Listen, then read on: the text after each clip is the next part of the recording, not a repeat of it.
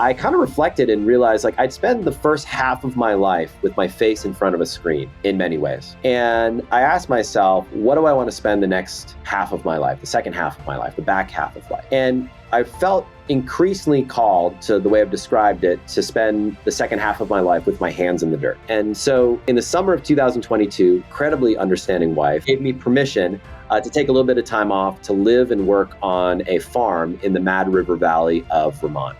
Wow. And so I took some time off in the summer to live in a tent by a pond outside at a farm in the Mad River Valley. And your Thoreau experience here. My Thoreau experience. Okay, This is my Walden experience. Absolutely. So the best things in life don't scale. That's a truism if there ever was one, and it's definitely not something that gets brought up in the interwebs when you're talking about business growth. So yeah, I'm writing that down because for personal reasons. But as Ryan and I were talking a little bit before we hit record, I was talking about in my own business. Like we've had some rapid growth, and there are things I'm doing that are very much not scalable. Like I run a mastermind, and that is somewhat scalable. I cap it, and like I want a certain amount of personal attention. But I host 2 in-person events a year. I just had one in Florida a couple weeks ago. I don't charge for that, like I could, and I could like squeeze some more dollars out, but I really want people to be there, and I really want to remove any obstacle, because the moments that we share together in person and hugging and breaking bread and walking on the beach in this case and jumping in the ocean when it's freezing. Touch earth